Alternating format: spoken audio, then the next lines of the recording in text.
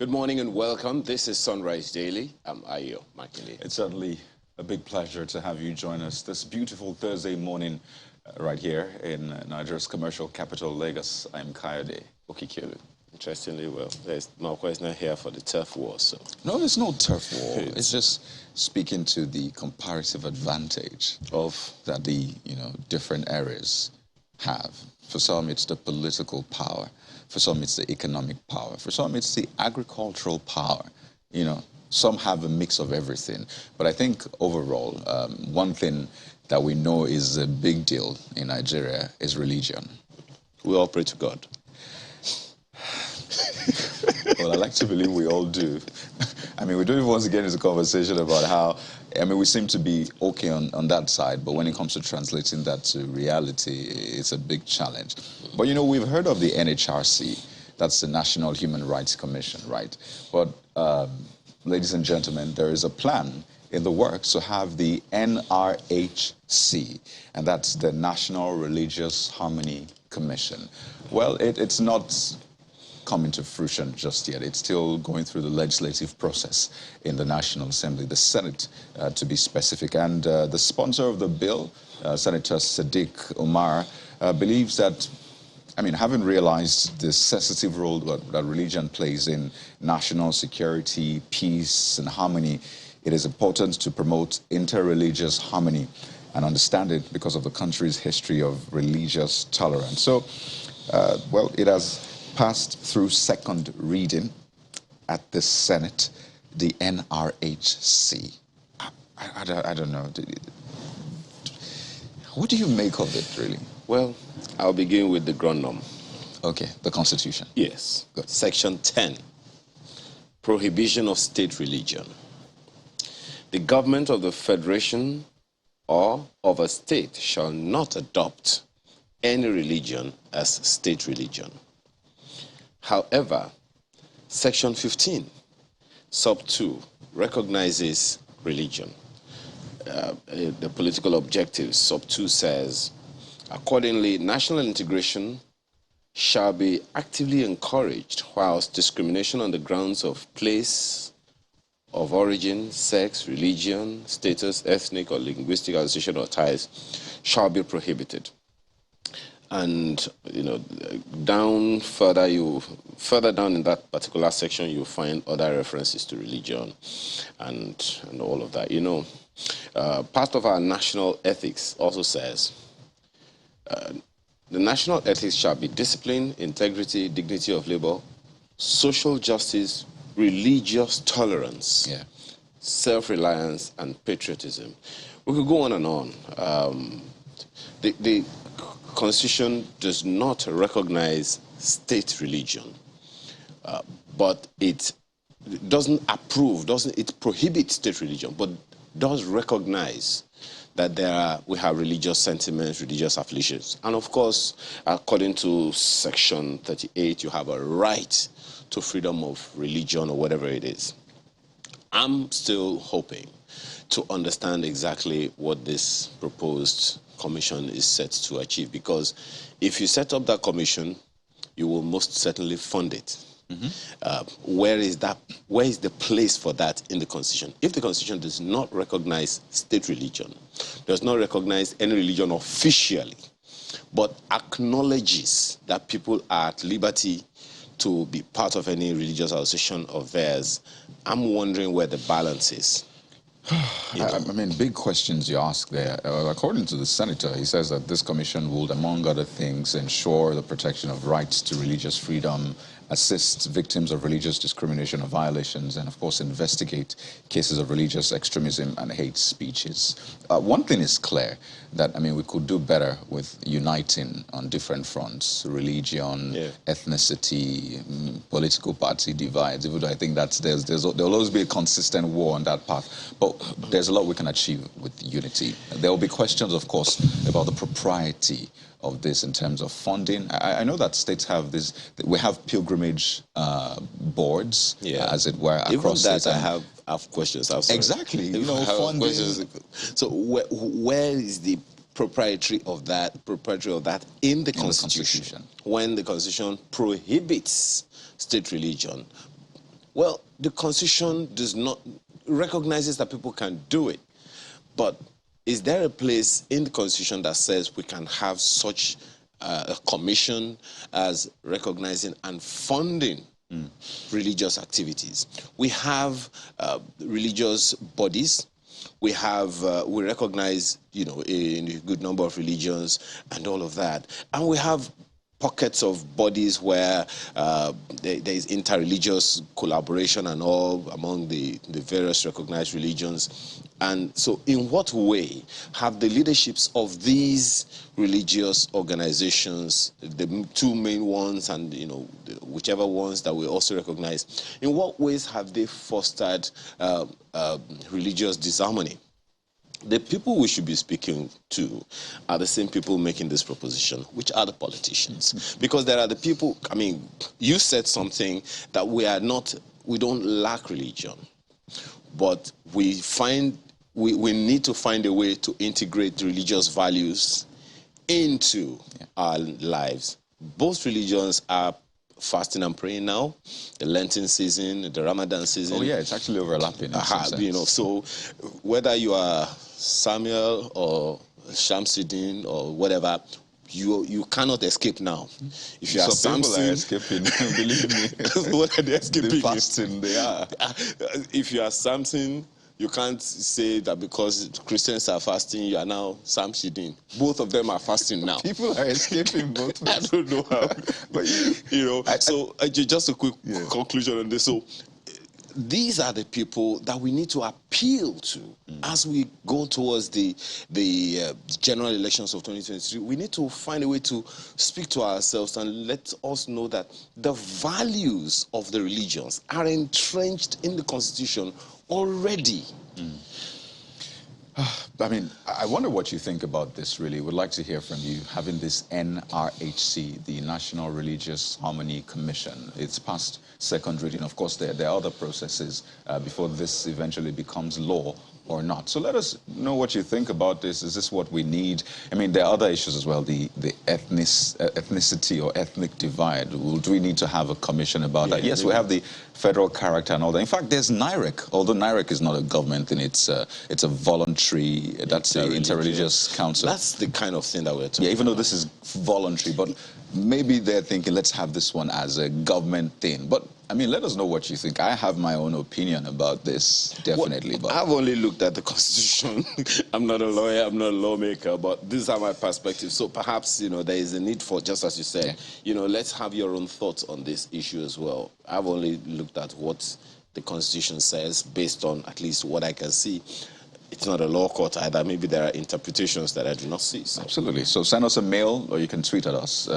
It's right there on the screen. So in coming days, we'll see what will happen to this one. But there are a host of other things we'll delve into this morning. And of course, the next one is the dailies. Stay with us.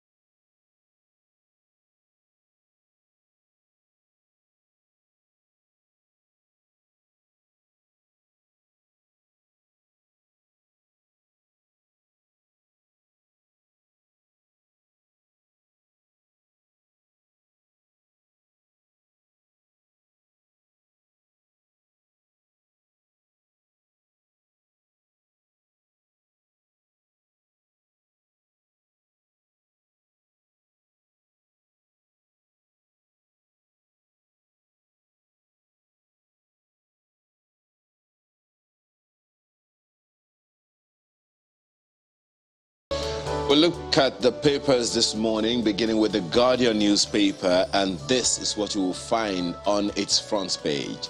South, Middle Belt, Ndigbo leaders rage as PDP dumps zoning. The writer's Autumn denies, says he was quoted out of context. Fayose kicks against decision on zoning. Southern leaders vow to vote against PDP if ticket goes to North. Babatokbe Olafeso Grange indifferent. Atiku absent as presidential aspirants meet in Rivers. All of that you'll find on the front page. Continues on page 2 of the paper this morning. Well, you know there was a heavy downpour in Lagos yesterday. Well, it made the headlines. Front page of the Guardian newspaper. Lagos bridges flooded as thunderstorm wreaks havoc in Oregon. You saw that, make the news yesterday. People sharing images about that one. So many other stories. This one would be interesting. After how many years now? FG lifts COVID-19 restrictions as lawmakers tackle vaccination scam in Ghana. Scam is in parentheses. Find out what that means on page 3. Well, that's the Guardian newspaper this morning. Well, if you turn your attention to the Nigerian Tribune, you see those the pictures of the scene of a billboard crash on Kudirat Abiola Way, Oregon, Lagos, yesterday after that rainstorm. You have to give it to the rain. All right, you think the rain actually went all the way down to uproot that billboard. It's just amazing, and you can see a car damaged as a result of that. But the big story on the front page is different. It's on 2023, and you see INEC estimates 90 million voters. 18 political parties to field candidates in 1,491 constituencies.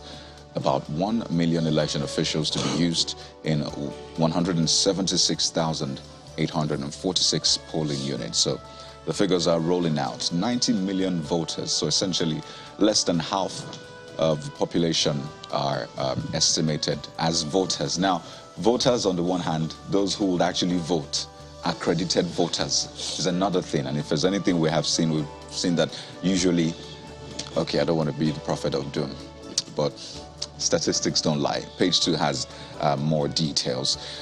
A couple of other stories on the front page. This one from Anambra. Soludo appoints Odinkalu, Bianca, Charlie Boy, others to negotiate with IPOB. Page 3. That's a story. Definitely, a lot of people are looking to see the outcome of it. Cherry news, you might say. Kaduna train attack. Kidnapped BOA MD regains freedom. That's the Bank of Agriculture. And there's this one on security as well. Again, FG promises victory against bandits. FEC OKs 12 new universities, 36.1 billion naira road contract. Now, these universities, are they private institutions? I think I saw something to that effect, that they are private institutions, or some of them are. I'm not quite sure, but, it speaks volumes. Because ASU is on strike. And we're approving new universities, 12 of them. I stumbled on a quote ascribed to Father Kuka, and he said, if we don't get it right, Bishop Kuka, beg your pardon, if we don't get it right with the universities, we're not going to solve Nigeria's problems, because that's where I said politics will not solve Nigeria's problem. Only knowledge can. And that's where we have the ivory towers, is where we have, knowledge. That's actually where, professors and all of that, that's where they draw people who draw government policies from. So if we have been treating the ivory towers the way we have been treating them in recent years, what are we saying about the future of Nigeria? Do we only want to import brains? We want to import brains as well. So that's what brain... there are actually different kinds of ivory towers these days. There's ivory tower that is on strike, and there's the other ivory tower that is not on strike. That's private institutions, and now we have 12 more. I think we get to that point where we just want to focus on private universities at the detriment of public universities. But the question is out there. That's a trivia for you. The Vanguard newspaper is also on its front page this morning talking politics. PDP's open ticket presidential contest triggers uproar. Find that story is on page 5. We didn't throw ticket open, scribe to Autumn, while contest was thrown open, according to the zoning committee member, to a zoning committee member. I hope PDP understands its implications, scribe to Okwapunwa. Saudi's youth vow to mobilize against PDP if. Find out what that means. How Obasanjo sowed seed of zoning crisis, PDP source. 4 aspirants meet in Rivers, advocate unity of purpose. I'm not desperate to be president, scribe to Peter Obi. Saraki-led Reconciliation Committee seeks credible officials for primaries. Find all of that packed on page 5 of the paper this morning. And a good number of stories you'll find right here on the front page. I'm sorry to take you back. Okay. The first story says, one of the head of the committee says, we didn't throw it open. Mm-hmm. Another member says, why we threw it open. I'm not sure I understand. Well, you have to read the story on page 5. That's a very interesting one. So we come out of the same meeting and I go tell people, well, no, we didn't do the show today. And you said, why we had to go ahead with the show. Well, no, why we had to discuss a particular topic on the show, not even just, gosh, oh, goodness. Well, the details you'll find on the front page. Well, you see, that contest also is in Mr. and Mrs. this morning. Okay. But I'm going to allow you to do it yourself. Mr. is asking for proof of something. It's right there on the front page of the Vanguard newspaper. On the reverse side of the paper this morning, the back page, NFF walks into another Portuguese controversy. What does that mean? Technical committee members not aware of meeting, or you mean there is a meeting somewhere? Find the details on the back page. Well, it's on the inside pages, the details you'll find there. Osimhen picks up injury in Napoli training. How do you pick up injury?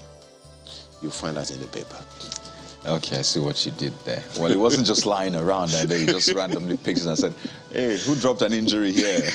And then you own it. Of course, you know what they mean. So that's the back page of Vanguard Sports. Well, let's turn our attention to leadership for you. Of course, you have this one. Amid backlash over PDP open ticket, Northern presidential aspirants lobby Southern governors. That's what you see on the front page. Is heavy on the 2023 and other issues. Party NEC has final say. Autumn insists PDP can't zone ticket after selling forms to all. Okowa, we will work as a team. Wike tells Tambuwal Mohammed Saraki, as well as other riders you find there on the front page. But take a look at this one. World Health Day. Diesel electricity crisis hamper hospital services. True story. True story, I must tell you. I was at a hospital recently, and the doctor was saying, I'm not going to attend to anybody with this situation that we don't have power. So they had to find a way to get fuel into the generator, or at least find a way to start the generator set before the doctor. I'll tell you this, the doctor was sitting outside, and you know, patients were walking in. They didn't even realize it was a doctor until they said, where's the doctor? And then he just shouted from outside saying, I'm not going to see any patient because there's no light. Wow. You know, it was laughable, but it was sad. And I thought about it. I mean, working conditions, I mean, God forbid he does something wrong in that darkness. You'll blame the doctor. What if there's an emergency? You know, it's just, I laughed. I'm laughing now, but it wasn't a laughing matter then. Couldn't have been. So there you go, big one, really. It's sad how we have this ripple effect across various sectors. A couple of other stories on the front page. Ex-Burkina Leader Kampore gets life jail on Sankara murder. That story came in yesterday, and it was, I don't know, mixed feelings. For some justice, maybe, you know, after a long time. And, well, quite interesting one, I must say, but let's leave it there. And that should actually be cheering, because, I mean, after how many years now, so many years, you know, of the death of Thomas Sankara, it's just to say that eventually justice may be slow, but it is sure. Quite slow. Very slow, I must say, sometimes. That's leadership. The Daily Independent this morning, of course, we've heard so much about, you know, PDP presidential talk. The Daily Independent is talking about the APC. APC leaders warn Buhari against consensus candidates. Well, it's about presidential primaries. No aspirant should be imposed on contestants. So we have consensus in the electoral law. Now it seems there is no consensus on consensus. It looked like the consensus was by force consensus. Like, all right, just take it, let's move on. Oh, gosh. All right. Well, under that picture on the front page, despite ASU strike, FG OK's establishment of 12 new varsities. Are you sure you didn't see the editor of Daily Independent? Because you both seem to have compared notes this morning. Really? Maybe we'll see after the show. Look at it. It said, despite ASU strike. Oh, there you go. Of course. FG OK's establishment of 12 new refineries. I mean, it's the elephant in the room. Absolutely. Elephant in the room there. Minister says FG not overwhelmed by insecurity. All the details you'll find on the inside pages, the rest of it on the inside pages of the paper. Well, is victory for democracy or victory for women? Above the nameplate, court orders 35% public offices reserved for women. It's very interesting. We have a National Gender Policy of 2006. Which has been reviewed now. Which has been reviewed. In the Gender Policy of 2006, there is an implementation plan in 2008. Politically, we're not in 2008. We're still in 2006, clearly. Well, that's the Daily Independent this morning. Well, I'm looking at the Daily Trust newspaper, and I'm seeing this one. Sad, I must tell you. 10 months after, 11 Yari schoolgirls still in captivity. I'm talking 10 months. Sometimes you see these stories and it's easy to just move on. But 10 months in captivity, not 10 months away on a trip or in school or on vacation, in captivity. The writer says, Don Gogide insists on 100 million naira ransom. I imagine that's one of the terrorists' head. Kingpin builds mansion, lives large in forest. Family's 2 million naira collected. Girl withheld. You see, mother bedridden of a girl's fate. I mean, these are the stories. These are the realities of some people this morning, right now, as I speak. Well, under it is a cheery one of sorts. Oh, by the way, the Daily Trust keeps count. You see that Bethel Baptist High School in Kaduna, 276 days, school children still in captivity. Days. Oh, it's 78 rather. Thank you. So that's the reality on ground. Of course, the release of the BOAMD is also there. But this one, former President Jonathan survives as aides die in Abuja road accident. He put out a statement. It was a very sad one, really. But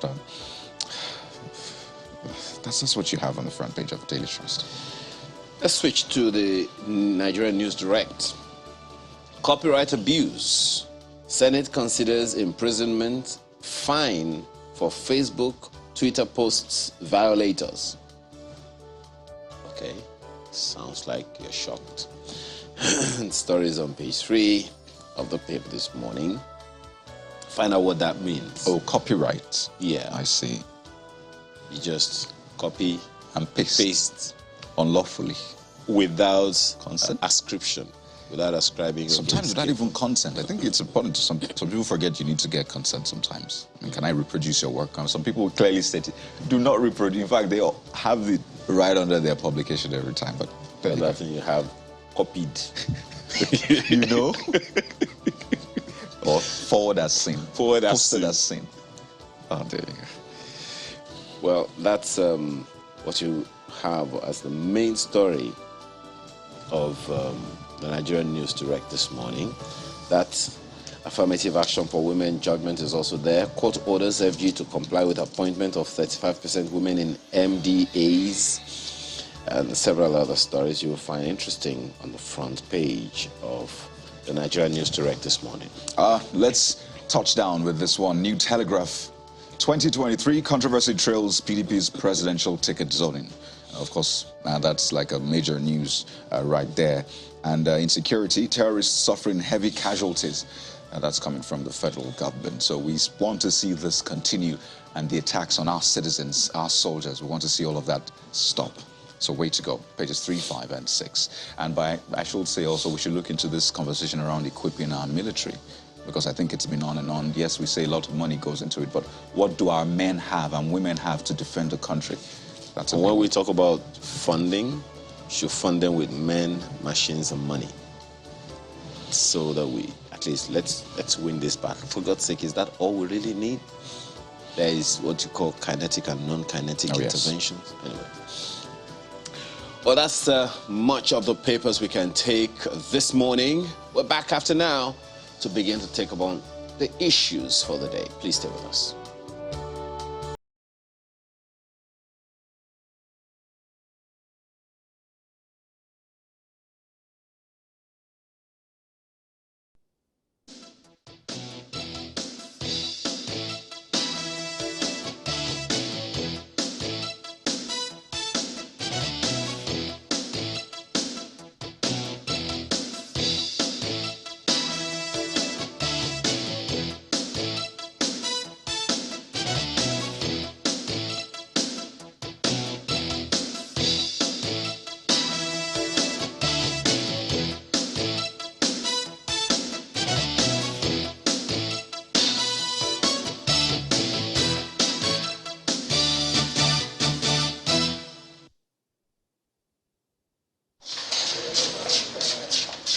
Former President Olusegun Obasanjo, who also doubles as the chairman of the board of directors of the Dialogue, leads other dignitaries, including the Vice President, Professor Yemi Osinbajo, Governor of Ogun State, Dapo Abiodun, former President Goodluck Jonathan, and former President of Sierra Leone, Ernest Koroma, and economist Professor Patrick Tommy, among others, in the deliberations.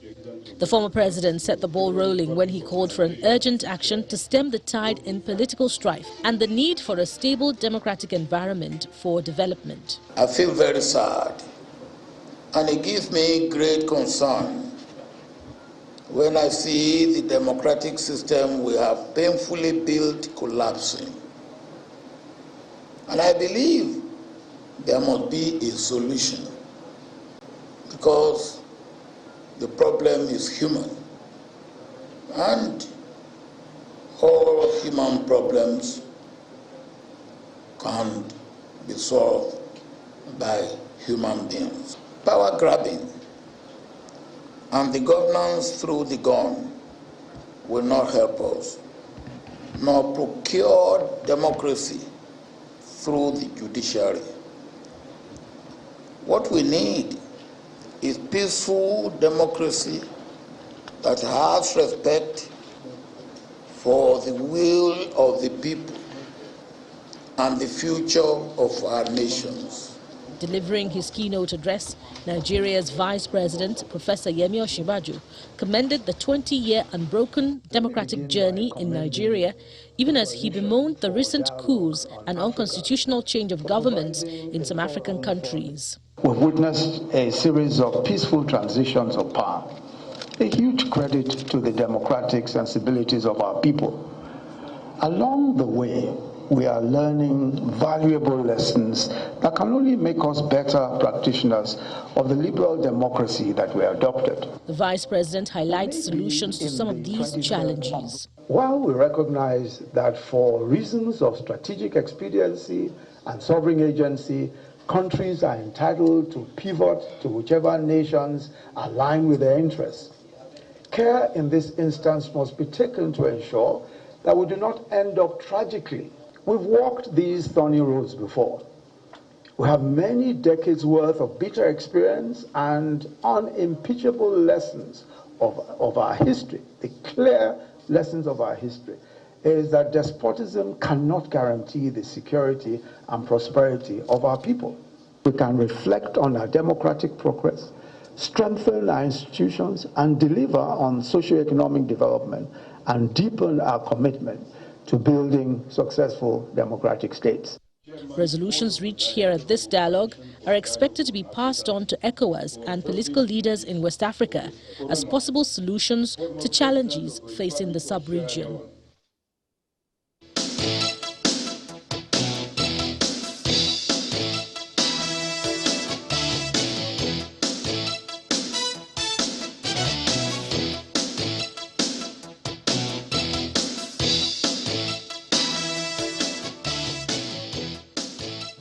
We're still journeying towards 2023, but this morning let's have a conversation around leadership, governance, and accountability. Reverend Father George Husani joins us this morning. He is Executive Director, Luxterra Leadership Foundation. He joins us from our Abuja studio. Thanks so much for joining us this morning, Reverend. Let's begin by, maybe it's okay to begin by some definitions. Gratifyingly, you are with a leadership foundation. So if you cast your mind back, what kind of leadership structure would you say we have had over the years, which has worked for us, which has not worked for us? Any review in mind for you? Thank you, Ayo. It's a pity. I can hear you. It's a pity that after 22 years of a current democratic dispensation, we are now talking about leadership as from definition, from point of view of defining. What that shows is that we have not experienced any growth in our leadership evolution and governance evolution or democratic evolution, which is really a pity. Events of this country in the last few years, and particularly in the last few months, just make many of us very, very sad and begin to ask ourselves why we are doing all that we are doing. What prospects for this country? Many of us are so distressed today, so sad today to see what we are seeing all over the place. That what we have appears to be, in the words of President Obasanjo that we just heard, power grabbing rather than any enterprise in leadership. Leadership as service, leadership as concern and commitment to the common good. Leadership as sacrifice for the common good. That's not what we are seeing. What we are seeing is the dynamic between power and purpose. Those who superintend us, and a lot of those who aspire to superintend the Nigerian community society, have very little idea of what is the purpose of authority, of political power. So it is just about grabbing power, self-enrichment, and further impoverishment of the Nigerian people. We see ourselves going down, and we think we are hitting rock bottom, but the bottom in Nigeria seems to be endless. And yet, Father, if you don't mind me asking, aspiring to grab power. My sincere apologies. Exactly what you just said now. Power for what? Just 1 second. You've talked about power grabbing quite a few times this, since you started speaking. But I'm wondering how that happens, because there is always an election that brings people into power. So how is it power grabbing if they are elected into office? So-called. There is election, so-called. But what we see in this country is a far cry from proper democratic processes. We already see now in the primaries, party congresses, and the way leaders are emerging in party congresses. And you see that, people have come on TV and are crying and are saying, no, I want to contest. I want to contest. I don't want consensus. I don't agree about consensus. We are seeing people crying on TV and say, no, I want to contest. But we are told that, oh, no, these are consensus candidates. And this is not democracy. I think that the Nigerian people have been so impoverished, have been left so ignorant that it has become so easy to oppress us. It has become so easy to Father, treat us as if we are just one slaves second. On that once same again. issue that we are talking about, I'm sorry to butt in once more. The general elections does not have provision for consensus. It is intra-party politics that has that element of consensus in it, not the general elections itself. Forgive me if it sounds like I'm, playing some devil's advocate here, but it's just to be clear on what the issues are, before us. We always have elections. Yes, there have been, progressive reduction in the number of people that come out to vote, but there is a semblance of voting one way or the other. So I just want clarity on exactly how it is power grabbing, and if it is not going the way it ought to be going, what is wrong and how do we deal with it? It is clearly not going the way it's supposed to be going. We talk about leadership recruitment processes and party politics. The processes for candidates emerging in parties are very critical for the election, what the outcome of the elections. So if the processes that bring candidates up and prop individual candidates up for elections, for the general elections, if those processes are flawed, if there are serious questions about those processes, then how can we say that the population we really have a choice? How can we say we have a choice? The idea is that Nigerians don't have a long history of good sacrificial leadership. From primitive feudalism, we ended up with long history of slave trade and slave owners. Then we ended up with colonialism and neo-colonialism. We have not practiced true sacrificial leadership where those who elect to, those who volunteer to lead us are people who are ready to sacrifice themselves for the good of the population. I mean, I say that the metaphor for the sick and unwholesome leadership system we practice is the sirens.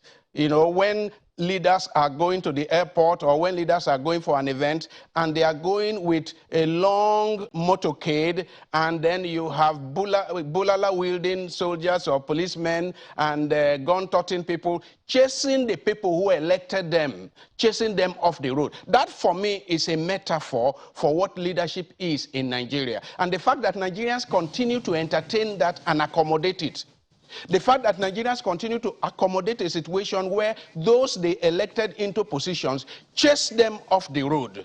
Right.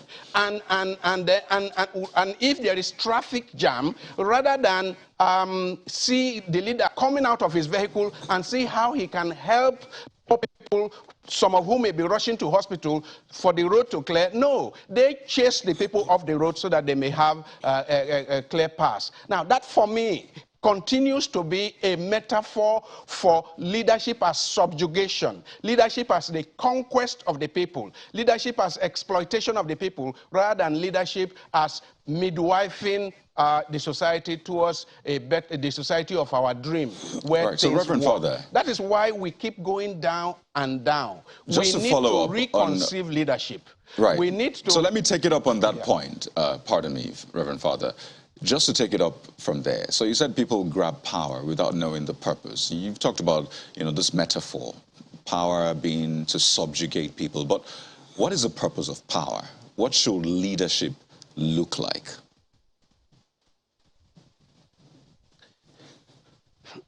It is the book of Proverbs, chapter 29, verse 2 says, "When the righteous are in authority, the people rejoice. But when the wicked rule, the people groan. When the righteous are in authority, the people rejoice. But when the wicked rule, the people groan." See what we are seeing, we are experiencing. We are groaning, we are crying, we are dying. That's not evidence of good leadership. Now, a good leadership entails that people sacrifice their comfort, sacrifice their conveniences, sacrifice their pleasures so that the people can have better life. Instead, what we have here is that people we are sacrificed. The generality of the people are sacrificed so that 1% of people who are leaders, so that they have pleasurable life of comfort. Just the other day, last month, somebody in the parliament, in the National Assembly, was trying to say, look, let's make a law that if somebody is going to hold public office in Nigeria, that the children have to school here. In the context of endless ASU strike, in the context of endless challenges between government and ASU, we say, so look, let us get those who are going to be in public office in Nigeria to have their children schooling here so that they can be concerned about teachers and about the quality of our education in this country. He was shouted down. Now, that tells you the caliber of persons that are running our affairs. Because I thought that that was one of the best proposals for a bill in this country that will ensure that education is of high quality. If the president's children, if the minister's children, if the governor's children, if the senator's children, if they are all schooling in this country, they would ensure that the schools are of high quality and that the teachers are well paid. But that attempt at a bill was shouted down. That, for me, is a clear evidence of the quality of people we have making laws for us, the quality of people we have superintending our affairs. And okay, I just feel sad that at 64, after over 30 years of engagement in this country, I just feel sad that nothing is happening in terms of positive change. Well, perhaps a way to define what true leadership is to define what bad leadership is, which is, I think, part of the points you have made as well. But you talked about your age, which means you have lived through, all the successive governments in Nigeria since independence. And I'd like to know, I know my colleague touched on that earlier on about, and I think this was towards the democratic dispensation, but through it all, from independence, has there been any governance structure that Nigeria has had that you can say is a reference point, maybe close to what proper governance, a true leadership will be for you? Has there ever been any time that we're close to it? I think that's also important to raise. Yes. In the First Republic, 1960 to 1964, and then 64 to the time of the first coup in 1966, we had a semblance of good governance. It was a parliamentary system. We didn't have an all-powerful presidential system that can literally do and undo. Then we had the 4 regions that were competing for development. The evidences are there. Okpara was the premier of the Eastern region. He established the Enugu layout, that layout in Enugu, and we are told that he never had a plot of land there. Now, Tafawa Balewa, we are not told of any mansions he had anywhere. These are people who sacrificed themselves for the Nigerian society, and they lived modest lives. And then they competed between the northern region and the western region and the eastern region and later the Midwest region. They competed for development. From University of Ibadan in the western region, we now had the Ahmadu Bello University, we had the University of Nigeria, and they were competing. Later, Western region set up the Obafemi Awolowo University, and so on. They were competing for excellence. And at that time, there was very little difference between, say, the development in Nigeria and development in a place like Singapore. But look at us today. Singapore is 100 light years ahead of Nigeria. So, well, we had the unfortunate event of the military rule. And it is as if we have not survived. We have neither survived the ravages of the Civil War nor of the military rule, where some young officers came and shot their way into power, and power became the main factor. It was no longer about service. And then one coup after the other, and then we ended up with people who were close to the military taking over power even when democracy came. And so we didn't, democracy did not evolve. If it had continued and we kept struggling from 1960 to now, perhaps it would have evolved to be proper democratic governance with a culture of leadership of service, a culture of leadership of commitment to the common good. I bet a lot of those who run our affairs have very little idea of what the common good is. The good of everyone, and not just the good of my family, myself, and my ethnic group or religious group, but the good of everyone. And if it is good for everyone, it will be good for, if it is good for the entire society, it will be good for everyone. Right now, those who have been grabbing power and have continued to grab power, they cannot go home in peace. They are afraid to go to their villages. Well, what kind of authority is that you are afraid to go and greet your mother or your grandmother in the village? The whole essence is evidence of failure, complete failure of those who run our affairs. Reverend, the essence of this conversation today is to try to proffer, options to the person who is watching us now, and perhaps also, percolate the same, information that you're giving out down to their influences so that we can have the kind of Nigeria that we all desire. And you have also referenced at the point at which maybe we began to lose it. But one would just, perhaps speculate, if we had a template that worked, it should have been something that we can replicate at any given time.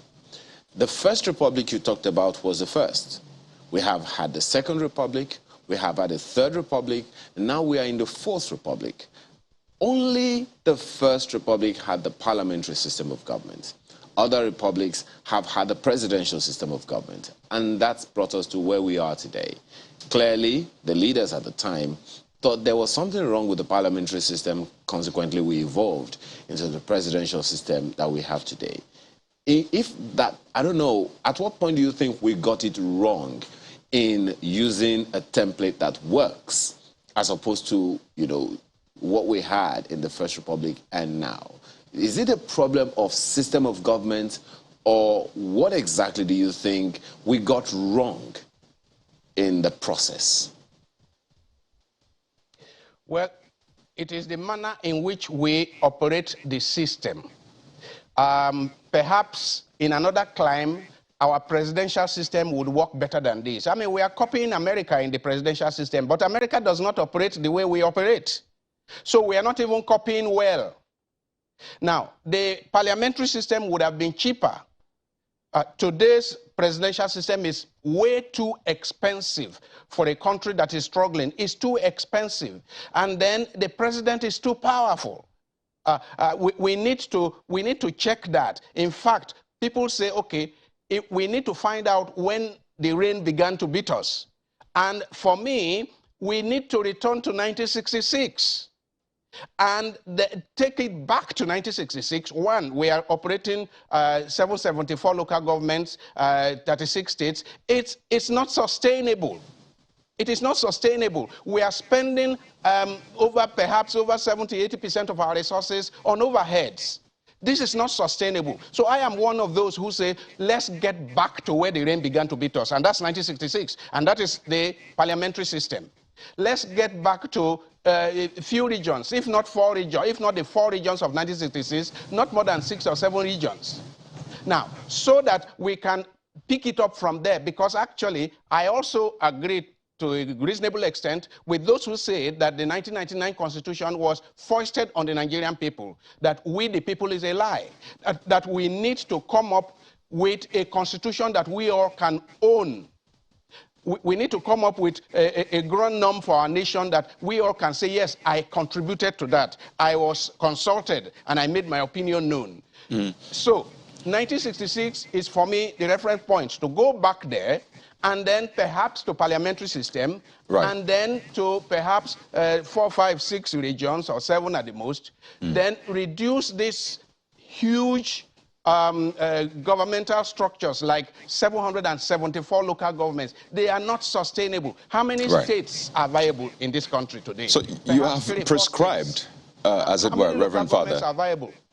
So you have prescribed, we've identified sort of the challenges we have, I mean, and now we're prescribing the solutions, or the medication for all of this. But there's also the cycle, the yearly, the 4-year cycle, which we have to go through statutorily, as it were. And we're nearing another one in 2023. And for a lot of people, I imagine they're not quite sure how to place those who are coming up. Is it the contenders? Some call them, some other people, pretenders, and all of that. But for the Nigerian watching and is thinking, or he or she's thinking, what do I need to look out for in the next crop of leaders we want to elect in the coming election cycle? What would you be telling them? What should we be looking out for? Competence and credibility. I will first of all say credibility, and then competence. We have a lot of people who are running around whom we know have issues with EFCC, have issues with ICPC. They have been governors, or they have been managers of government agencies, and they have cases to answer.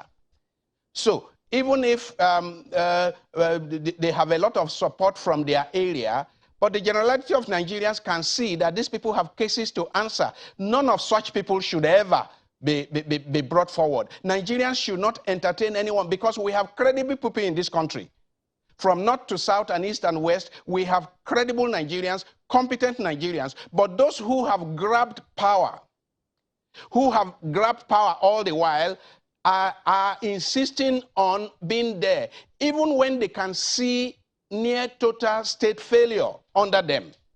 I mean, if you love the Nigerian people, if you have a semblance of compassion for the Nigerian people, and you see tens of thousands of Nigerian people dying, including security agents dying on a daily basis, at what level does it get? At what stage does it get before Nigerian leaders admit that I'm not succeeding? I think we are failing. I think other people should try. So the same characters that have led us along these alleys are the same ones that are desiring to occupy power in 2023. It is not good for the Nigerian society. Well, Reverend, you have talked about the leaders that are putting themselves forward. But in leadership, you or those of you who are in the space will tell us that there is leadership and there is followership. And there are those who, as they say, according to a book by John Maxwell, lead from behind. That those who lead their leaders, you know. So there are those who also question the followership as being culpable in the leadership process. Progressively, we have had a situation where the number of voters that come out to vote at whatever the election is have reduced gradually. So in that regard, what can we do to encourage leaders to make them know that not voting is voting, not being a part of the process is making them, the Nigerian people, even more vulnerable in the entire process? Yeah, I think that many times we actually blame the victims. We keep blaming the victims in Nigeria. The poor Nigerian has been so oppressed, left ignorant, not well educated. I mean, the overwhelming majority of leaders in this country, go and find out, they hardly have WAEC certificate. The overwhelming majority of leaders in this country hardly finish secondary school. Check the 13 or 15 million voters that voted the last election and check whether how many of them finished secondary school. So we have left our people. Nigeria remains one of the countries with the highest number of uneducated, illiterate people. Now, this is what the politicians, the professional politicians, the prostitutes of power, this is what they are capitalizing on. So it pays our oppressors, our conquerors, it pays them to keep people ignorant, and as they keep them ignorant, they exploit them. Then we turn around to say, well, you get the kind of leadership you deserve. No, Nigerians don't deserve the kind of leadership we're having now at all levels. Nigerians deserve something better. It is true, those who refuse to vote Those who don't have their voters card, you are right that they are somehow voting.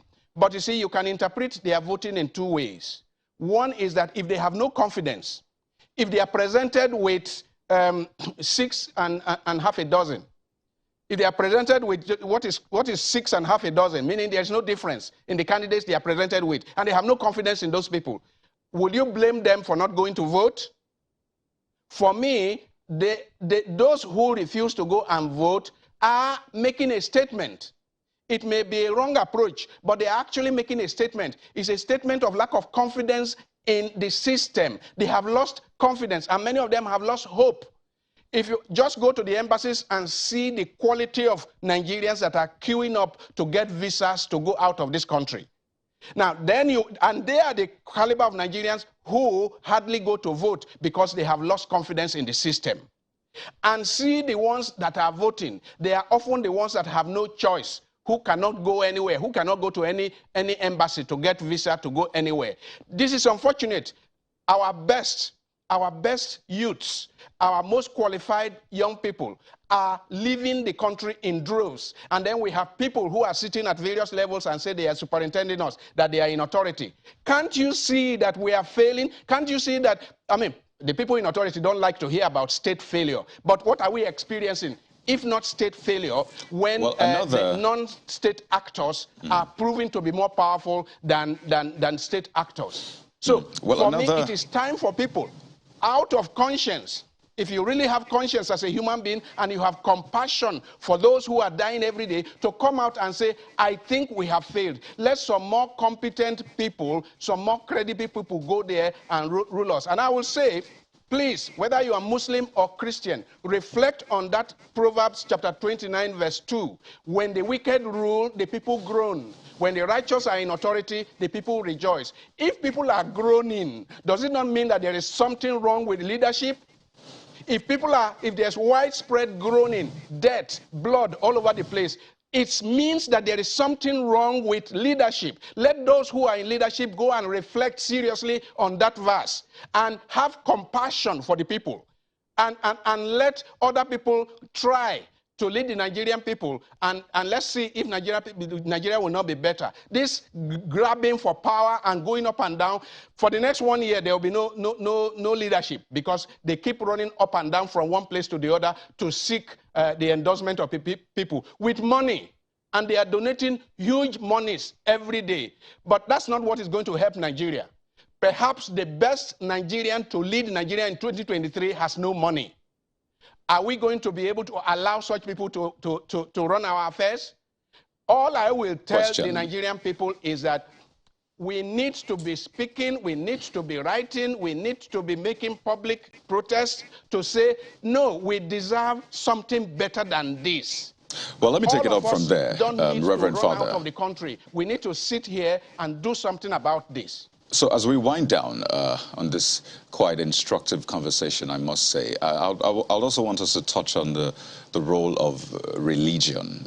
We started this show by referencing something going on in the National Assembly, this plan, this bill to have the National Religious Harmony Commission, NRHC, and it's past second reading and all of that. We've been getting, in fact, comments on that one. But we can't deny the role that religion plays. Even in politics, it might be implicit sometimes, but it plays a huge role. So moving into the election year, what role do you think religious leaders, religious houses must play?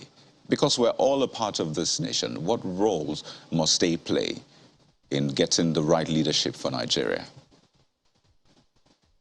Well, I believe that religious leaders and religion is the one to give direction to people when it comes to issues of conscience, when it comes to issues of truth, when it comes to issues of justice, when it comes to issues of kindness, compassion, fair play. Religion gives direction. Religion helps people build up their consciences. Therefore, religious leaders are to help the Nigerian people to see what the challenges are and educate the Nigerian people to work for, to promote competent and credible candidates to positions of authority, and to stop allowing themselves being used as tools to keep power grabbers in power. That Nigerian people should not continue to allow themselves to be used as tools to keep power grabbers in power. But instead, religious leaders, Christian and Muslims, should constantly educate their people on what good leadership is, on what the common good is, on what is service and self-sacrifice. And then go ahead to say, look, let us look for competent people. You people should look for competent people. It is not the role of the religious leader to tell the people who to vote for. It is the role of the religious leader to tell them what the challenges are and then educate them on what are the criteria, the indices for good leadership. Okay. So that when they see somebody that has those elements, then they say, this is the kind of human being that they are talking about. So let's go ahead and vote for the person. I have a bit of a problem with religious leaders telling their people who to vote for, because that can be very, very dangerous. Well, it's understandable, that should not be encouraged. Okay. Well, Reverend, I mean, it's a fine place to anchor the conversation this morning, hoping that what you have said that religious leaders should be doing, they have already been doing. Otherwise, we should have better people and better results from the leaders that we have employed until now. But for now, we'll have to thank you very much for being a part of our conversation this morning. Reverend Father George Ahusani is Executive Director, Luxterra Leadership Foundation, joined us from our Abuja studio. Thank you so much once again, Reverend, for being a part of our conversation this morning. All right. Thank you. So Sunrise Daily continues right after now with another issue. Stay with us.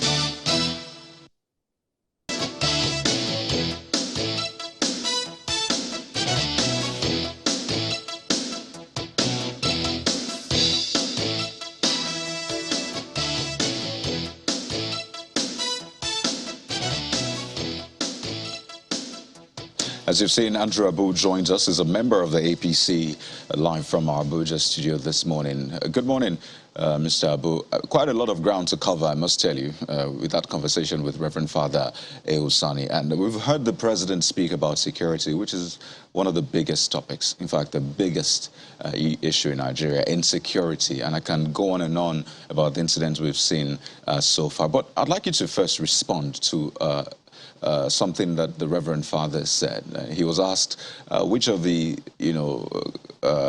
leadership periods in Nigeria, if I could use that, was the closest to, what would be ideal. And he didn't talk about this one. He said as far back as the First Republic, that's the one he will say is closest to, the ideal situation. And I know that for your party, the APC, this, in fact, I've seen write-ups to that effect, that this has been one of the best periods for Nigeria. So in the light of the Reverend Father's submission, do you align with him or do you disagree? Okay, not totally disagreeing, but I think times have changed.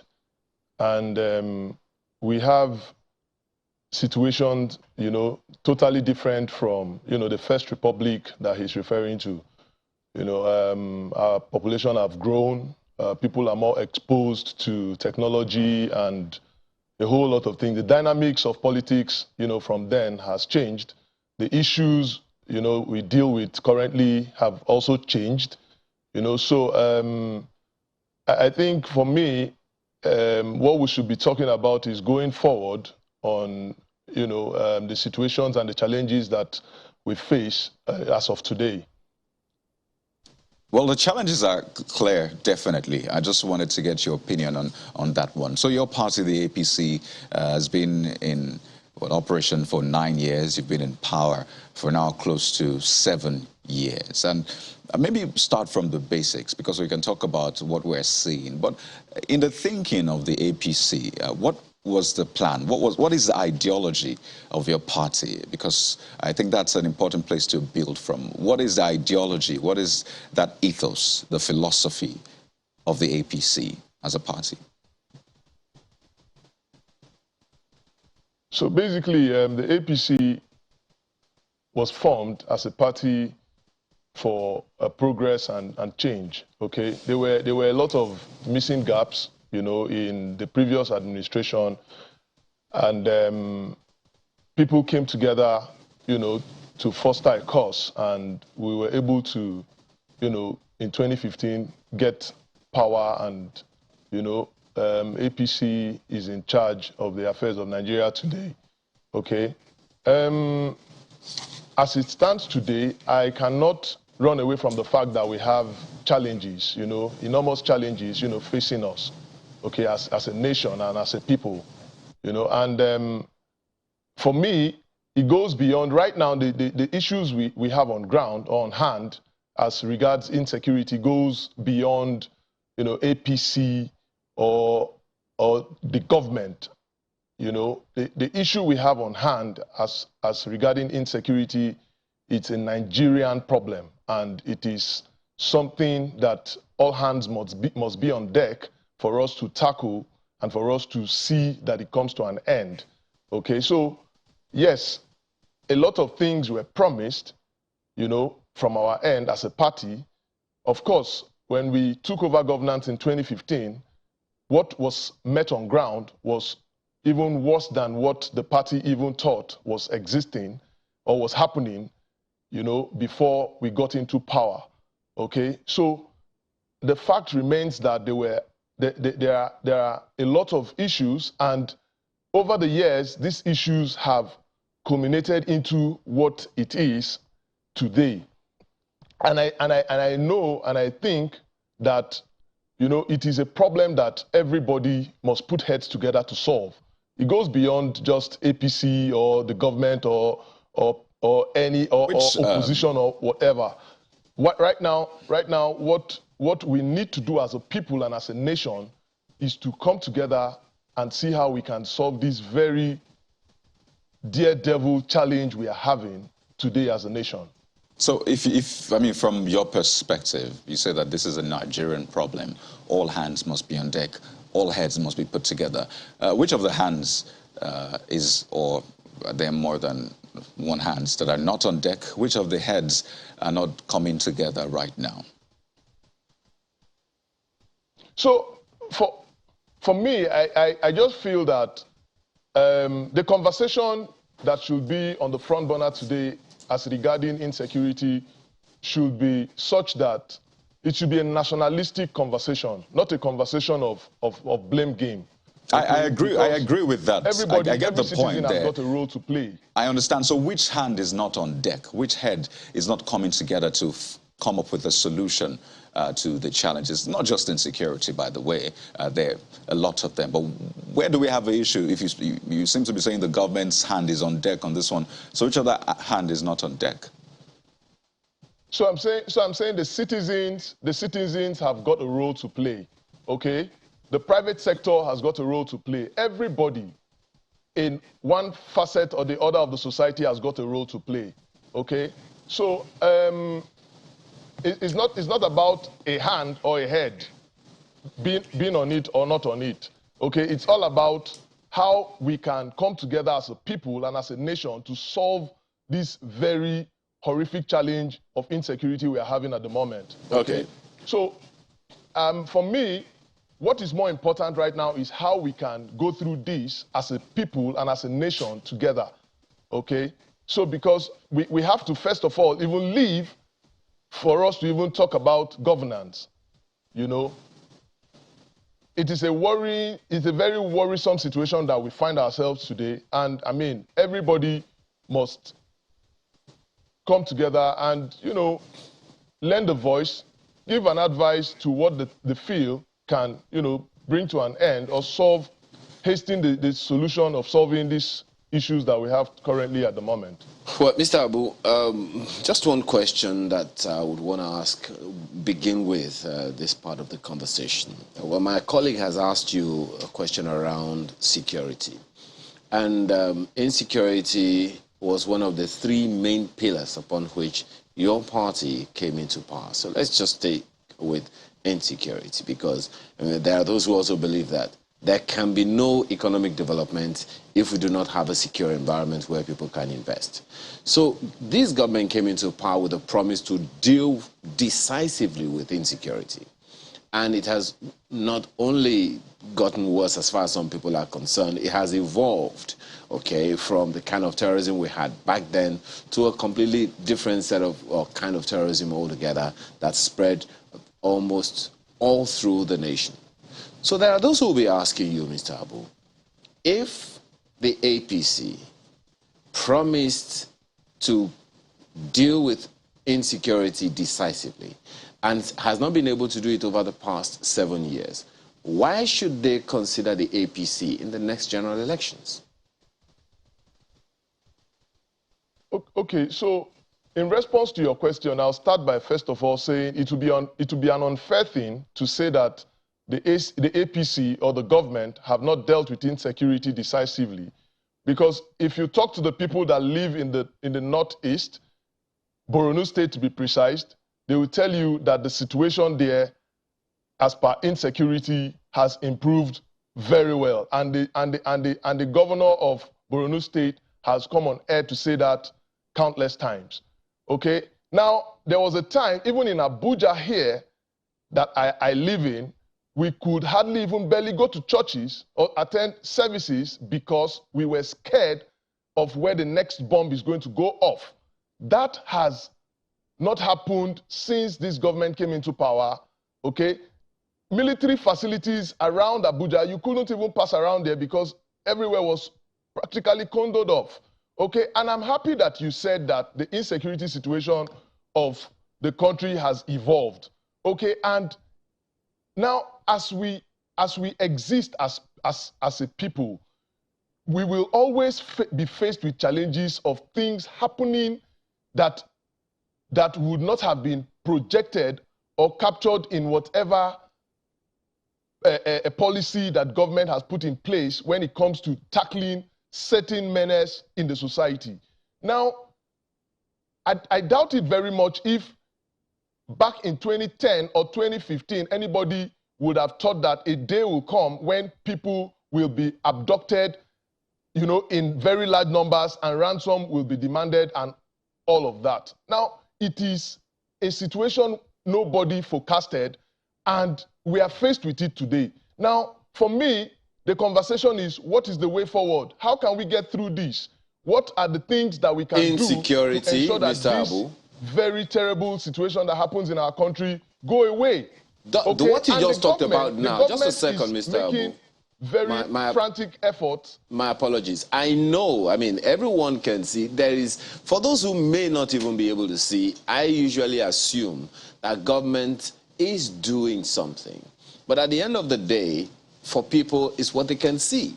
Now, you talked about the fact that we didn't have a situation on our hands where people were abducted in large numbers. For God's sake, we saw it coming, even before this government came into power. It was in 2014 that the Chibok girls were abducted. So it was like that was when it began. And it was part of the promise, part of the things that made this government say, we are going to deal decisively with insecurity so that that kind of thing never has to happen again. I don't even need to list the number of times that has happened over time. Isn't that insecurity on its own?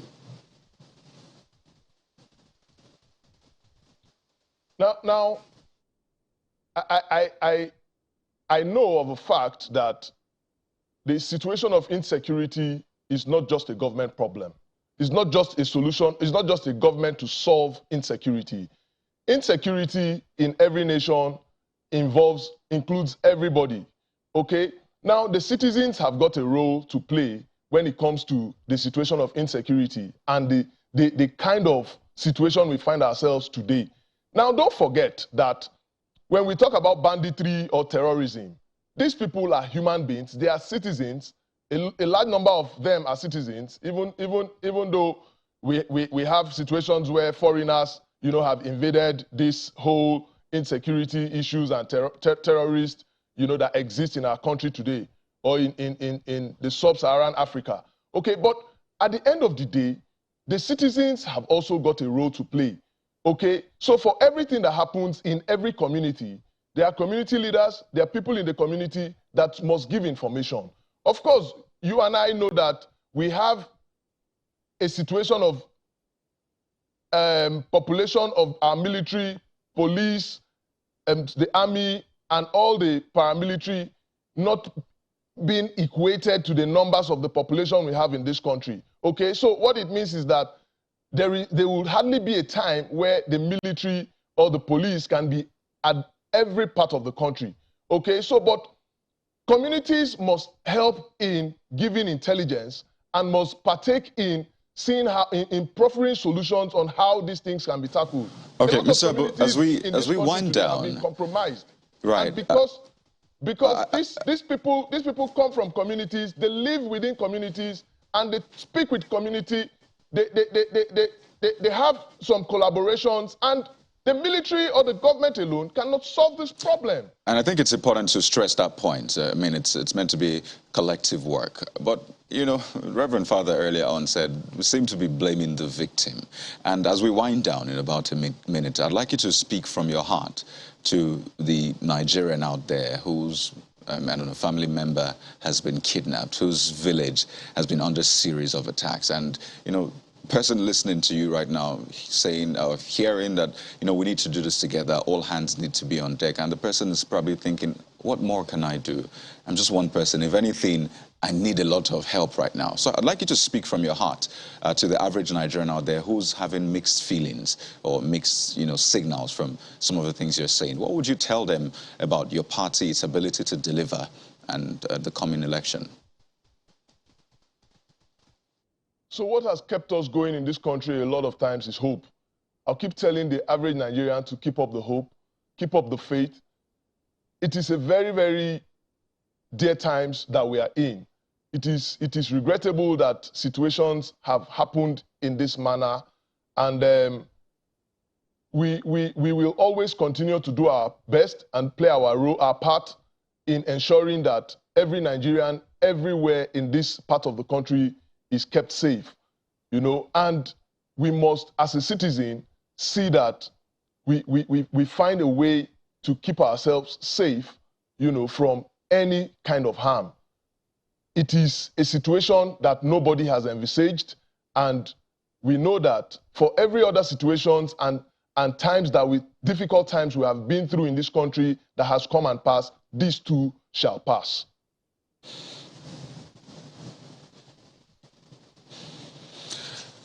Well, I think that's where we'll leave it then. I'm sure Nigerians have heard you, but I'd like to thank you so much. Lots of ground to cover, but I think we'll leave it here for another day. Mr. Andrew Abu, a member of the APC, joining us from our Abuja studio. Thank you so much for your time, and we wish your party and the government the very best. Thank you very much for having me. We'll go on a break now, and we'll come back to take a look at a landmark judgment, it's been called. A lot of people are rejoicing now. I don't want to say a section of the population, but yeah, you'll understand what I mean in a moment. So please stay with us.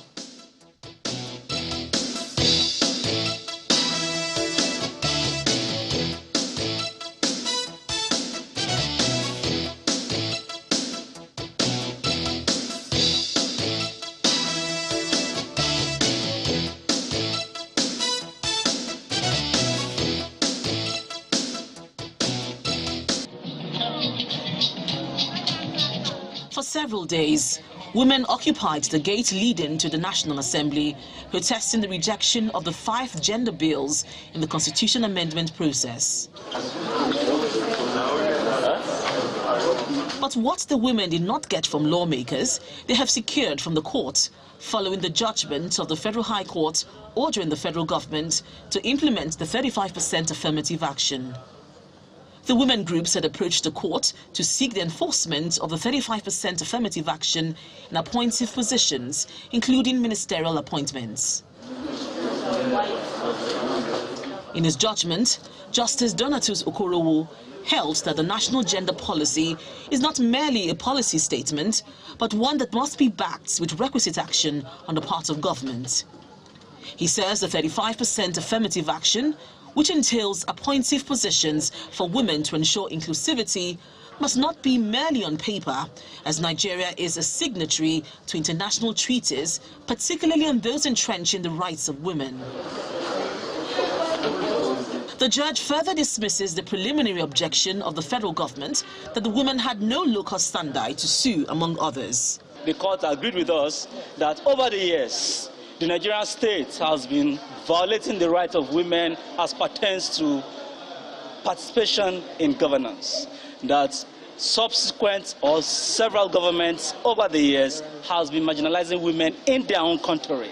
And the court condemned this act and held that the right of Nigerian women to freedom from discrimination must be recognized and enforced by all authorities and persons in Nigeria. For us, it is victory, and for the government, we know that they will acknowledge this and do the needful in terms of ensuring that we have a balanced system of governance that will bring about fast development for the country and that would address all other issues affecting the country. By this judgment, all eyes are now focused on the federal government to obey court orders by implementing the 35% affirmative action.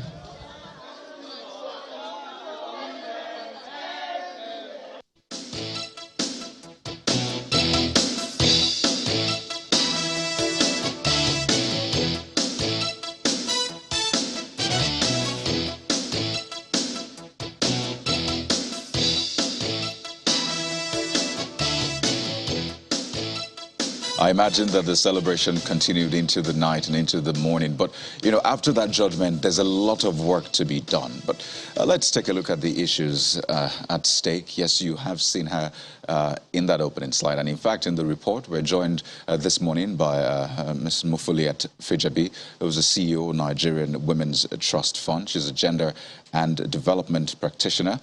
And right next to her is Madam Obi, who is a convener, Nigeria Civil Situation Room and Country Director, Action Aid Nigeria. It's good to have you on the program this morning. Thank you for joining us. I'd like to begin with Madam Fijabi. For a lot of people, they didn't even know that maybe this matter was in court until they heard about the judgment yesterday. And apparently this has been in court since 2020. I know it's a landmark judgment. I know you tried to express your joy earlier on, but can you walk us through the journey up to this point? Okay, thank you very much for having me, and congratulations to all Nigerian women and men alike who have been very supportive. The journey started after the 2019 general elections, whereby we had a very drastic drop in the number of women who emerged as elected representatives. So as an organization, the Nigerian Women's Trust Fund was set up to cover the gaps in terms of gender in governance. So at a meeting of one of its board of directors, mentioned that there is need to do something more important and different from the usuals. And one of the suggestions by the directors was that the Nigerian Women's Trust Fund should work with other like-minded organizations to lead the process of having the court of law interpret what non-discrimination means and what the affirmative action interpretation is based on the Nigerian government's 2006 gender policy. So then we started some meetings, some planning. A lot of civil society organizations were part of these meetings, this process. And at some point, we also met with the Falana and Falana's chambers for their support. And Mr. Femi Falana honorably accepted, to support the women pro bono, in getting to where we need to get to. So the litigation proper started in August of 2020. And that's when, with the heavy support from Women Radio 91.7 FM, we had a lot of media visibility. If you actually check online, you will see that there has been a lot of report about the court case. It's just that because the judiciary is not what you go in the morning and come back in the evening, a lot of people felt that it's going to even take longer than we had it down. So we went to court a number of times. Mrs. Fumi Falana was in the court to argue the case. And then we got the judgment date, even though it was rescheduled for a number of times, but it eventually came yesterday. And the plaintiff organizations were also in the court, to listen to this judgment. So, and to say the least, the victory is a remarkable one, because then it means that the government is being strongly reminded of its action in terms of ensuring that there is proper recognition of the role of women based on the gender policy that it has in place, which has been put together because of its commitment to international and regional instruments, speaking to the need to encourage and acknowledge the need for the inclusion of women in order to achieve even development in the country, and in order to be attuned with what is happening globally, because it's obvious that the world made up of men and women require the expertise of both men and women, to achieve an even development. So some of the expectations that we have in this regard is that the government would henceforth obey this injunction and ensure that in the appointments in all its institutions and establishments, the injunction is respected. And I'm very optimistic that it's going to impact positively, in how our governance process grows and in how we deepen our democracy. Yes, okay. 2023 general election is here. This is right. We'll get to that. To mention that the judgment did not only just recognize the need to adopt and utilize the 35% affirmative action, it also recognized the equality of the sexes in terms of the governance process of Nigeria. Okay, so let's break this down even further. I'll come to Madam Obi in a moment. But in terms of this judgment, because it's easy to hear, oh, victory for women, but to understand, I mean, the reliefs sought, because, I mean, I heard the lawyer saying, all the reliefs sought were granted, as it were. So if we could just take a look at those reliefs and, get a proper explanation of the import of this. So part of the relief sought is a declaration that the failure of the first defendant, I imagine the government, President Buhari and Attorney General, to implement the 35% affirmative action policy of the FG is illegal, unlawful, null, and an arbitrary violation of the National Gender Policy 2006. Also talks about the failure of first defendant to implement 35% affirmative action as unlawful, illegal, and a violation of the Constitution itself. A declaration that the overwhelmingly predominant appointment of the male gender into decision-making positions of the Federation is wrong, unlawful, unconstitutional, null, and void. And a few other reliefs sought, I think 3 other reliefs sought by you and the other organizations involved in this. So in terms of this judgment, what does this mean in reality for government? I mean, this current government has made its appointments in terms of ministers and all of that. But with this judgment, how does it change the optics? Okay, what it means is that with this judgment now, henceforth, the government is under obligation, to take into recognition the need to bring a minimum of 35 representation of women in any of its appointments. This means that in boards, parastatals, ministerial positions, henceforth, if you have 10 men, about 3-4 of them must be women in any appointment process. Unlike before, where you even have all boards made up of men, or like before, where you even have some commissions without female representation. So what it means is that at all levels, based on the provisions of this national gender policy, there'll be deliberate effort based on this court injunction to ensure that both sexes are included, and the minimum that can happen is 35% for women. So it means that there'll be a fast development in terms of how Nigeria is viewed globally, because then there will be more women, taking active roles in how the governance process of Nigeria is run. Of course, the government is the leading body when it comes to how governance runs. So it means that women will be considered, it's no longer what you can negotiate or you can start lobbying for.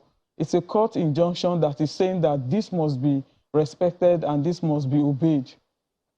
Well, let me ask Madam Obi, are you optimistic that this court order or this judgment will be complied with by government? First, I want to say a big thank you, and I want to say congratulations. And I say a big thank you to channels, and thank you to the media for walking us through, for following up with us, for being in the battlefront, I will say, for following us through even the struggle through the National Assembly. And all of this, I say congratulations and say big well done to the media.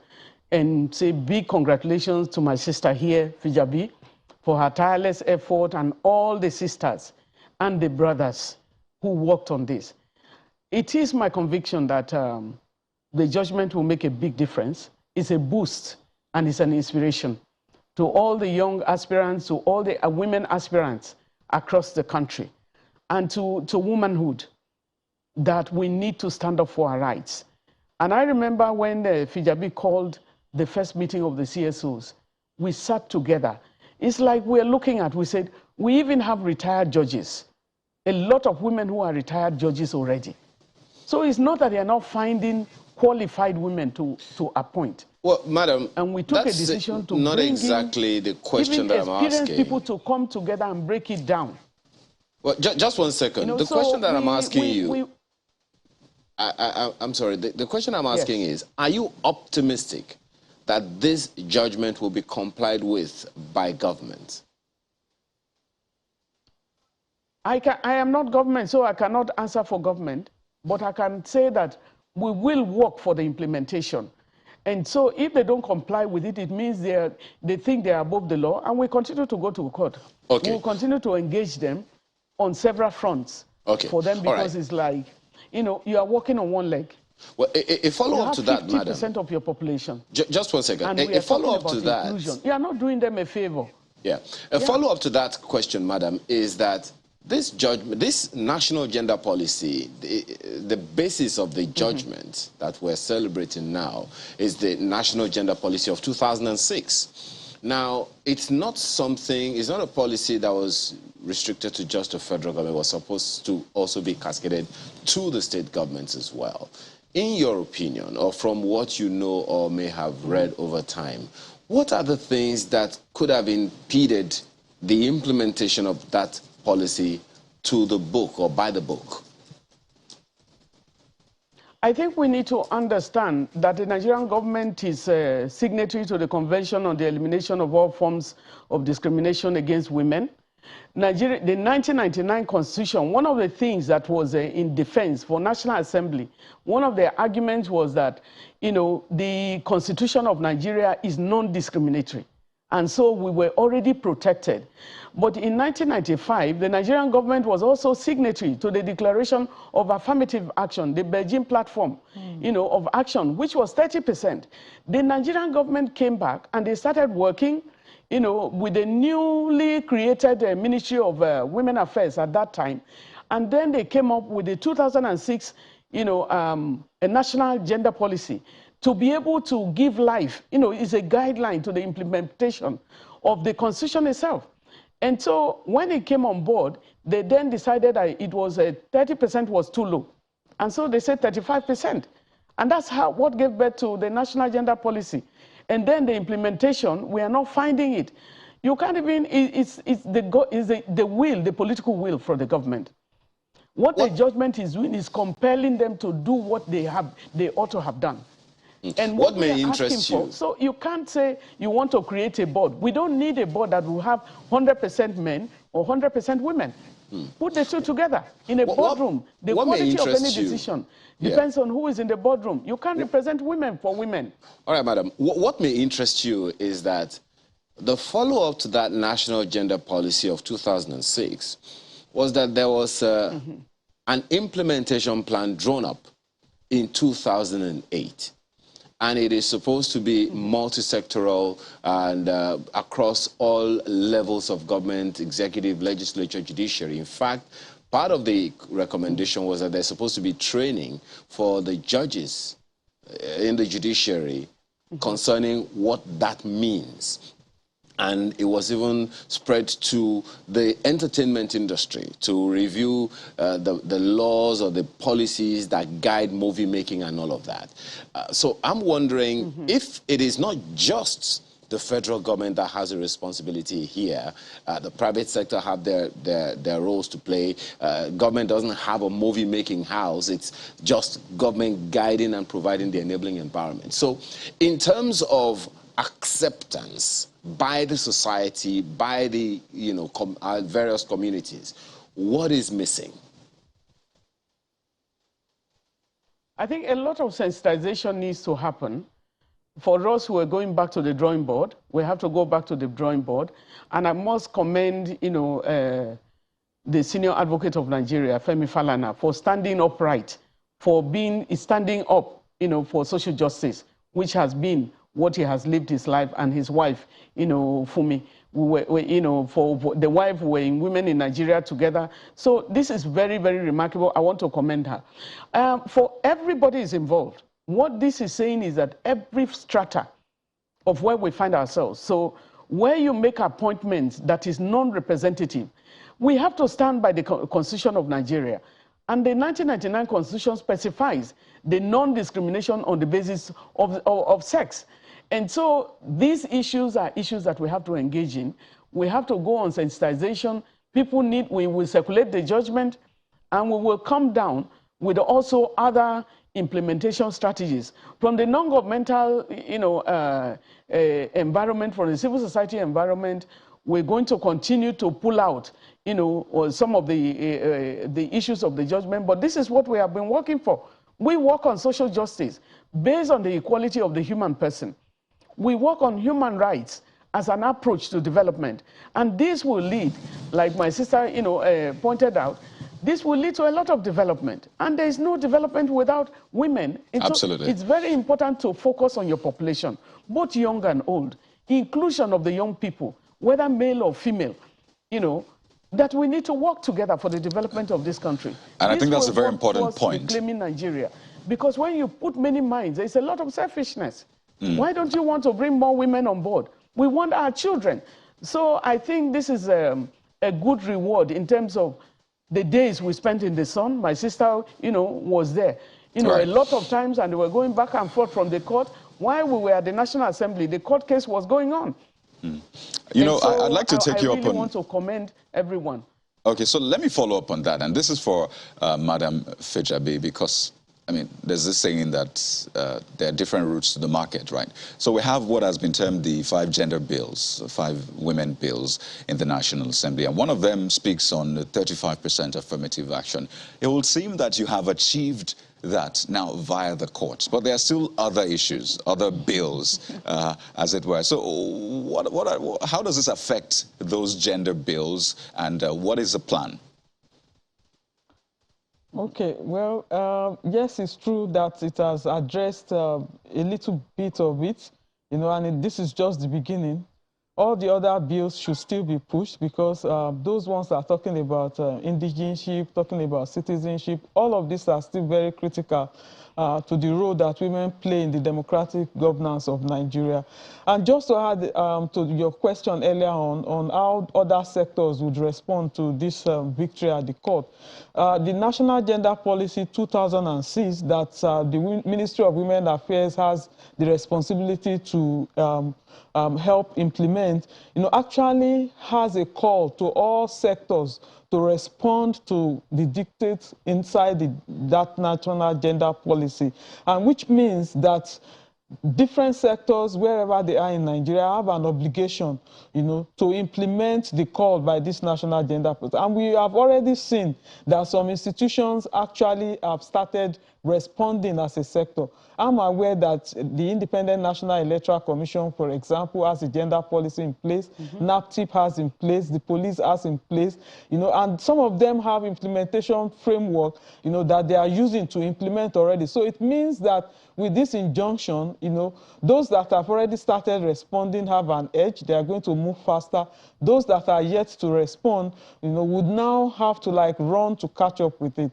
It's an injunction, and we know that as law-abiding citizens, as law-abiding government, this will be obeyed. On our part, as civil society organizations, as critical stakeholders, we'll continue with the advocacy, we'll continue with the necessary social justice process, to ensure that the information gets to all the sectors, and that implementation, is assured.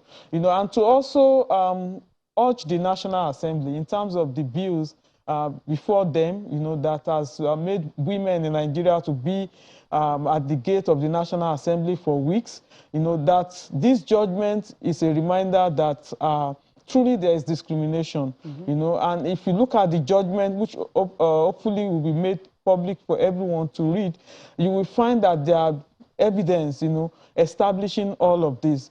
And as a country, we cannot afford to be behind in terms of how we recognize the expertise of both male and female in any process. We have to be up to task in how we channel our process of development. And I would also like to emphasize the fact that the government need not see it as a defeat.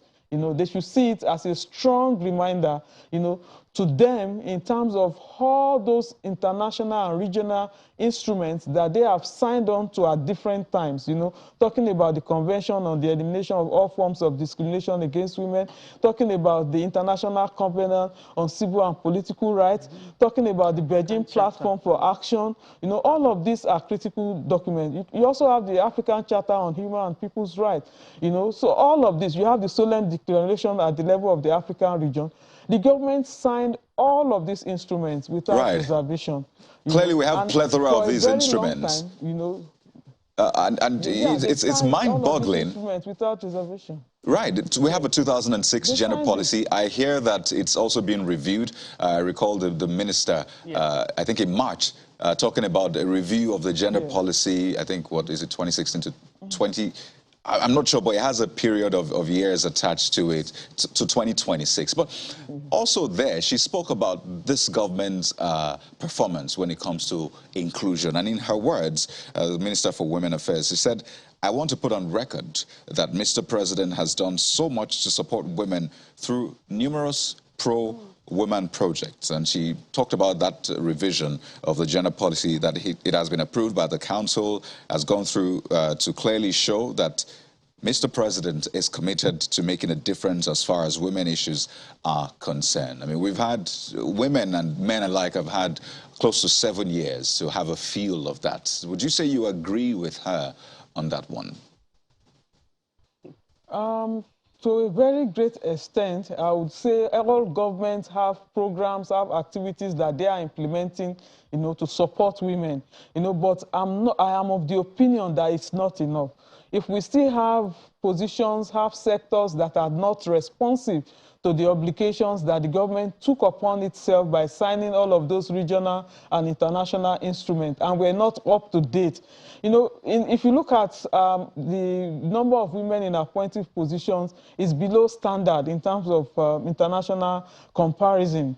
If you look at the number of women in elective positions, it's also very low. So regardless of whatever efforts that the government, the president might have put in place, as the Honorable Minister for Women Affairs has said, yes, it's good, it's okay, but it's not enough. I expected that the government shouldn't have to wait for a court, to give it an injunction to implement a national gender policy that it has put in place. So yes, the policy is being reviewed. Until we see it adopted, then we still continue to make reference to the 2006 version of it. So when it comes out, we can say, yes, the 2022 gender policy. But the reality is that if we're not in tune with what is happening at the international level, No matter how much the government does, the president does, it's still not enough. There are benchmarks, you know. The CEDAW Convention and the Benji Platform for Action stipulated a minimum of 30% representation of women at all levels. The Nigerian government accepted. It's not just about this current government, it's also about previous government. Yeah. The government, as at that 2006, undertook to have 35% instead of the 30 that it signed on to. You know, so that means that it has become an obligation. And this court victory, you know, the government should not see it as a defeat. Rather, we should see it as a call to a very strong and deliberate action to put things in the normal places where they should be. Okay. Thank you. Madam Obi, you're also boots on the ground, and you're hard to miss, really, with that iconic hairstyle. So you've had to engage on the streets, as it were, in, you know, the boardrooms and all of that. There's still a lot of work to be done. The indigenship question in political parties, and this very contentious one, special seats in the National Assembly. In your interactions, in the meetings you've had, where are you getting most of the pushback from? First, I just want to respond to the issue of even whether the government has done well. I think I need to come to that because we look at the promises that is made by the government. You know, and the government of Muhammadu Buhari himself, during his campaign in August 2018, he made a promise that if he is voted for second term, he was not only going to give the 35%, he was going to give 40%. In terms of affirmative action, action speaks louder than voice. Have they performed? So we cannot be messing with words to say, did they perform, did they not perform, did they do well, they haven't done well. And so let their words speak for them, let their actions speak for them. You can't appoint, you know, you have so many agencies. How many agencies are headed by women? Don't we have qualified women? And then even in the body of the committees of agencies, how many women are there? So it's not going to be business as usual. But in terms of the extra seats, we have seen that some of the constitutional amendments have been transmitted to the states. We have had promises, the 7-day legislative days that they said they were going to give, that we should give them to the House of Representatives. That ended yesterday.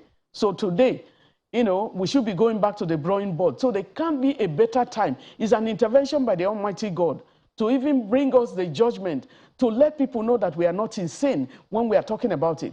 Do you need a court judgment for policies that your government has created to bring you to books? And so it's a challenge.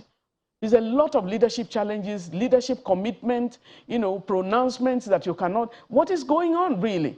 Very, very quick one, madam, before we call it, before we close this conversation. Just 1 second, madam. Just 1 second, before we're closing now, but just a quick one. You talked about the fact that there is a need for a lot of sensitization so that people can get on board. Mm-hmm. Where does that start? Definitely not just with government, because at the end of the day, governments are made of people from Nigeria. So where and when does this sensitization start? And if you can proffer, who should lead? The government, again, has a lot of arms in terms of community sensitization, and also the sensitization of the Federal Executive Council, in terms of the state parliament as well. It's going to be all-inclusive. It should be all-inclusive. Nobody is doing any woman a favor when you bring her into decision-making. You are correcting the imbalance and the quality of your decision-making for progress in your development, for development of your society. And we say, put more voices of women in leadership so that your population can be represented. And so this tells us about the affirmative action, about the Federal Character Commission. It's a character commission, a character imbalance that we're talking about there. It's a male parliament that we have had, and we say correct that by people putting a human parliament. And so the struggle continues for us, but this is victory for Nigeria. I commend the media again not to leave us behind, to continue the great work that you are doing, and we hope that at the end of the day, we leave a better state than we met it. If not, we become a failure of you're a failure of a generation, if your generation is not better than what you met. Well, so Madam I want Obi, to say a big thank you to all of you, and thank you to my sisters. well, because of that commendation, I'm squeezing one more minute out for this conversation to wind down. And I'll take this to Madam Fijabi. It would seem that this government has sort of escaped that judgment, because I'm not sure how much appointments they have. But is there a way that this government can take this on board today? I don't think they have escaped completely, because there will definitely be more board vacancies, more commission vacancies. They should take this into consideration. And it's not just about the government at the national level, at the state level, at the local government level. You know, it needs to run through all the system, you know, to create and widen the space for the inclusion of women. And I must say that having this injunction implemented, you know, it's not like you're favoring women. You know, it's like you're doing the right thing, you know, that you have signed on to, that you have even put up a policy to support and guide in the implementation. So generally for Nigerians, history has already been made. We should celebrate it, and we should all work hard to ensure that the proper socialization process is in place, you know, to really derive the benefits from this kind of judgment. And I must say thank you to the media, as my sister has mentioned earlier on. You know, you have been a bedrock in this struggle. Indeed. In terms of the visibility that you have given. And to all of us, the journey has just begun, and thank you for having us.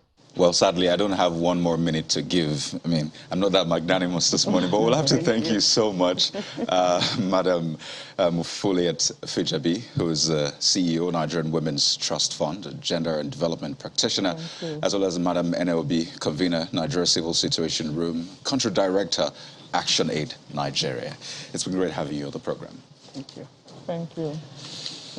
Okay. Feedbacks. Yeah, let's see if we can struggle putting some of these comments. All right. Olagunju Oladele says, we keep copying a solution from a different system and pasting it into ours. He's talking about the leadership, governance, and accountability discussion.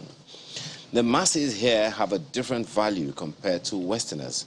We need to understand the people first and build a system around them and not the other way around. Think different. Think local.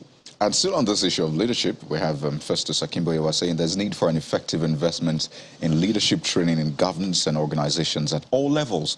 That's the only way we can achieve sustainable economic prosperity, full potential of every Nigerian citizen, and compete successfully globally. And this one is also from Wale Kukului on security. Security is everyone's business, but not in case where National Assembly and Executive refused state police.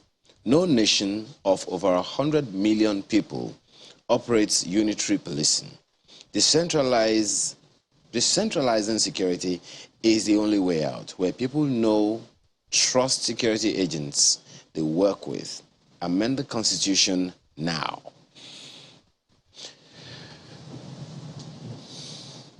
And there you go.